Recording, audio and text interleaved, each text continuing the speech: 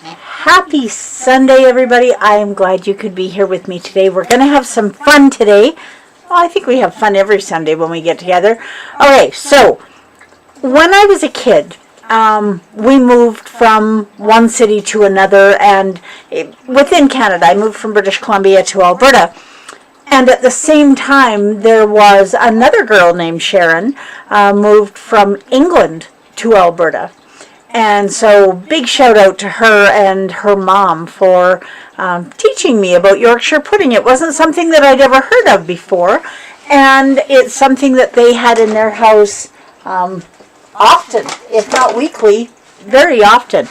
Easy to make if you do it right. It's a little bit different since we're going to keto it, but the best part about this particular Yorkshire pudding recipe is it is carb-free. Yes, I said carb-free. 0 carbs.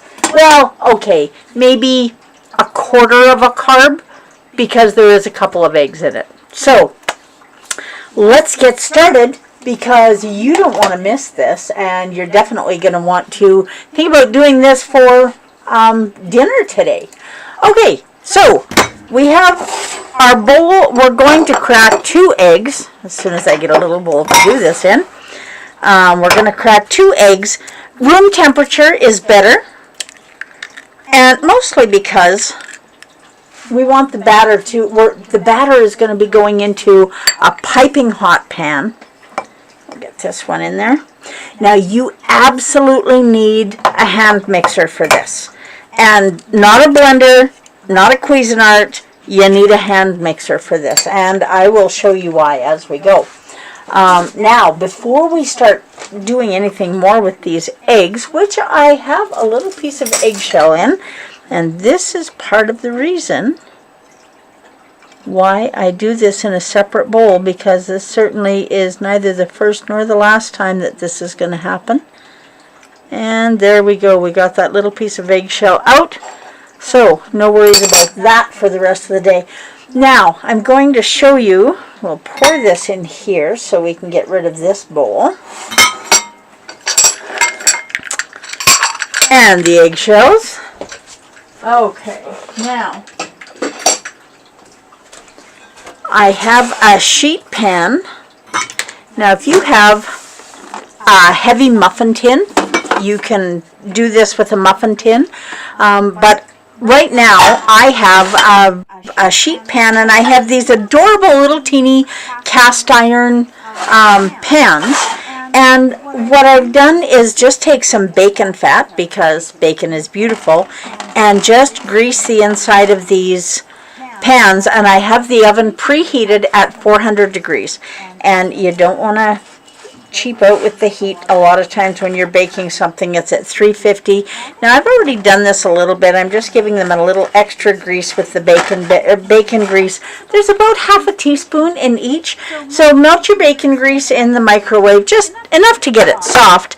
And then we're going to take this tray with our 4 little, where are we going here? Over here. With our 4 little cast iron pans, and we're going straight in the oven. These need to be preheated and piping hot. Very possibly going to have a little bit of smoke coming out of these, but that's okay. That is not to worry. So in the oven they go. Now, when Mrs. Holmes did this, she did it. She had an old heavy-duty muffin tin, and traditionally they are made in a muffin tin. So if you have a heavy muffin tin, just grease those up. You're not going to have enough with this recipe. You can make 4, maybe 6 with this recipe, so you might want to double it if you're doing a whole muffin tin. Good morning, Mom.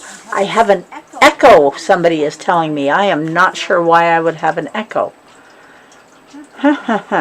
Okay, well, let's see if we can't find a way to fix that.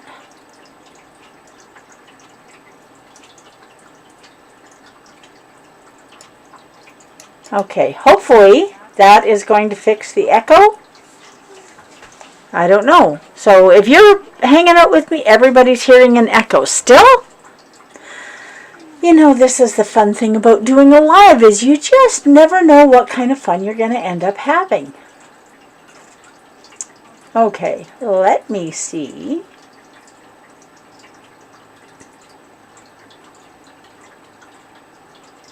Let me see what I can do. Okay, is that any better? Is there still an echo?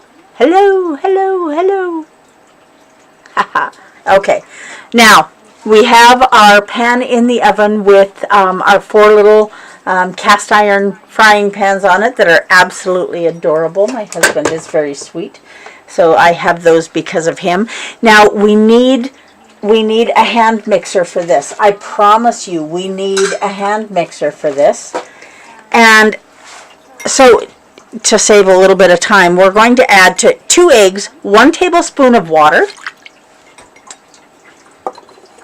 And we'll set this down for a minute. 60 milliliters of whipping cream. Not half and half. Not milk. So we're getting our fat from this. Now I want to experiment a little bit with this too and see if I can do it with part whipping cream and part butter. I think that would be delicious. Okay. There is our whipping cream.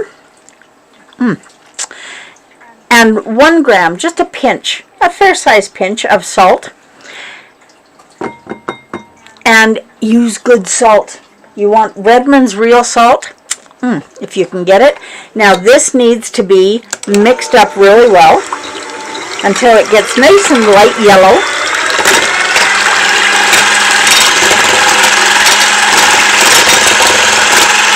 And it doesn't take very long. And this is not the part where you absolutely have to have a blender, but I will show you what is. Now our last ingredient is 2 teaspoons. That's a lot of xanthan gum. And the xanthan gum is what's going to thicken this, and xanthan gum is 100% fiber, so 0 net carbs bonus. Okay, so as this is going, we're just going to sprinkle this in.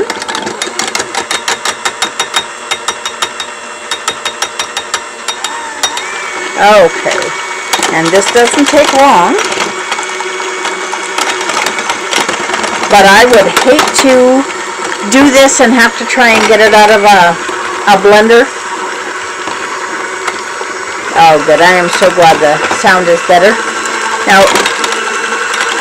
these are super easy to make. It takes way longer to cook them than it does to make them.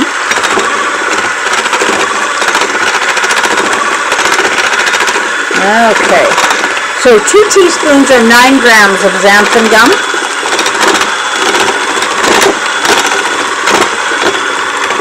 And that should about do it.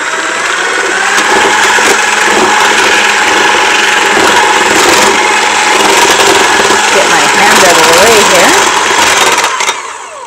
Okay, now you will see that some of the xanthan gum has stuck to the beaters. That's not going to be a big deal as far as the recipe goes, but it is a good part of the reason why you want to do this, where you can scrape those beaters off and not lose a whole bunch of xanthan gum. Much easier to do it with a hand mixer. There, I found my word. Okay, now these have been in the oven for a few minutes. Pardon me. So we're going to bring those out. Now, at least 5 minutes in the oven if you can do with something like this, because cast iron takes a little while to heat. If you can do 10 minutes, that's better. It's definitely not going to hurt it. Now, let's show you our little teeny frying pans. How adorable are those? There we go.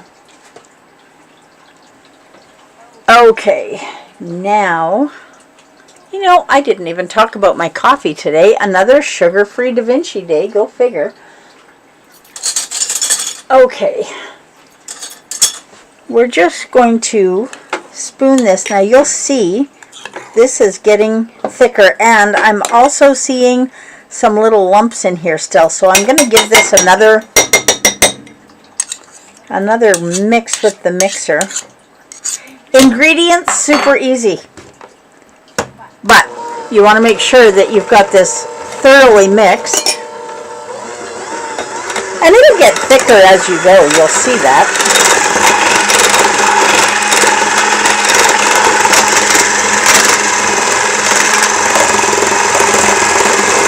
Okay, show you this. Now you can see that that's getting much thicker now. There we go.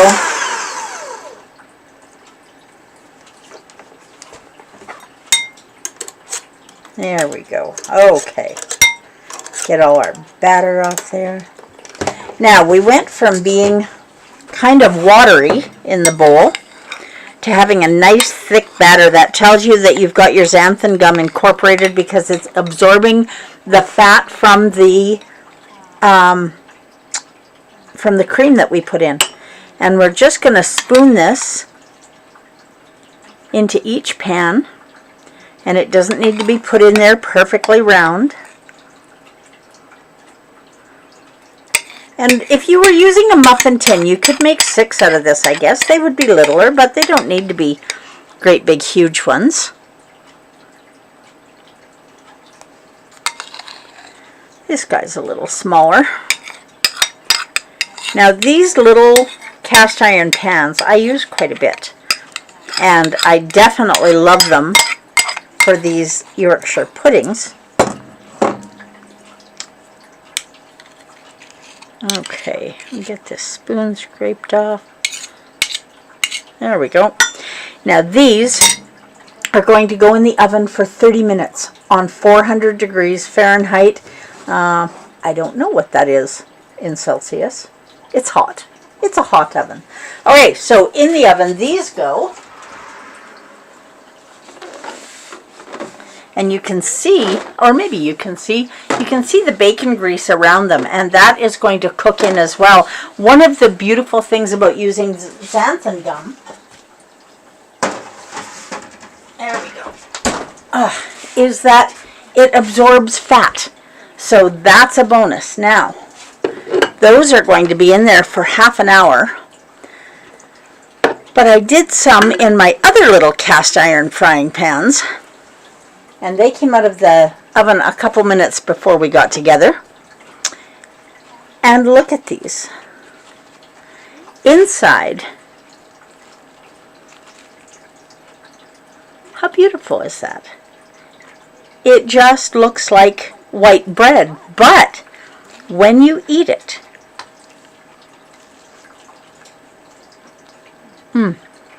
it just melts in your mouth.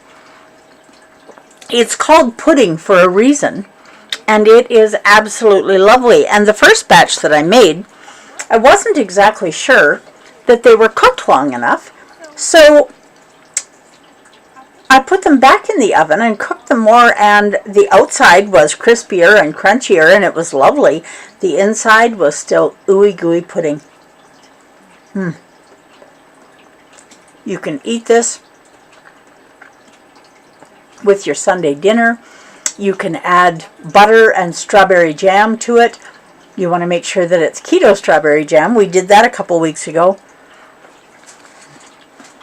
This is just such a lovely treat for a Sunday dinner, and today we're going to be celebrating a family birthday at my mom's house, and so I'm going to make some of these and take with so that everybody gets to enjoy Yorkshire puddings. Now, or popovers, Yorkshire pudding popover. The difference between the two is mostly the pan that they're cooked in.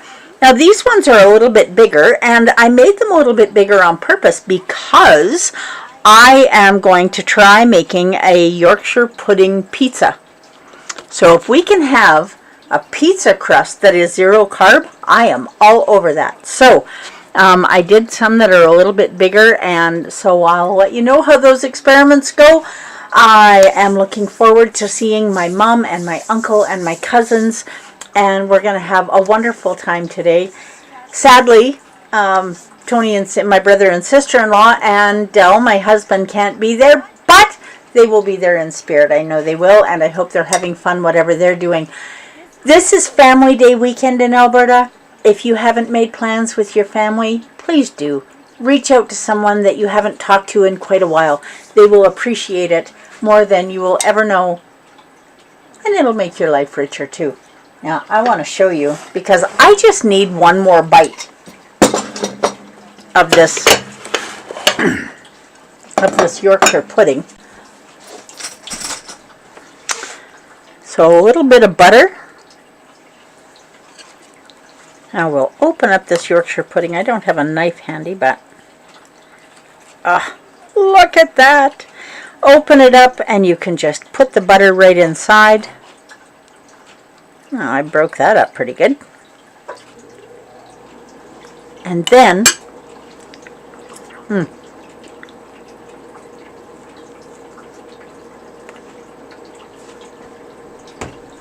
oh my goodness.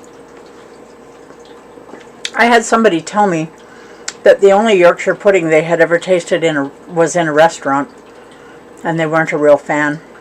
And I said, well, you might want to try it again, because this is beautiful. 400 degrees Fahrenheit. So this was in the oven at 400 degrees Fahrenheit for 30 minutes. And if you want the outside crispier and crunchier, you can do 40 minutes. But at 30 minutes, the inside is as done as it's going to get, and it's going to be ooey gooey, creamy, lovely. Wonderful. Go for a walk. Celebrate a birthday. Celebrate family. That's what we should be doing on Family Day. I'm looking forward to Dell being home. I'm looking forward to spending time with the family that can make it to my mom's house today. And I'm looking forward to the community market here in Ponoka tomorrow. So if you're in the Ponoka area, we're there from 3 to 6 in the old library. And if you live in a small town, you don't need an address. You just need the old library. Everybody knows. If you're not, stop in town and ask somebody where the old library is, because honestly, I should know the address, but I really don't. I hope all of you have an amazing Sunday. Please do your very best to live your best version of this shining life. Thank you so much for stopping in to see me. Please click the things and the bells and the thumbs up and all of the things that will let you know when I'm going to be live, and give me a hand inviting more people to come and hang out with us when we hang out together. So go and make some popovers or Yorkshire puddings. Either way, they are delicious and they're easy, and you can do it at home, and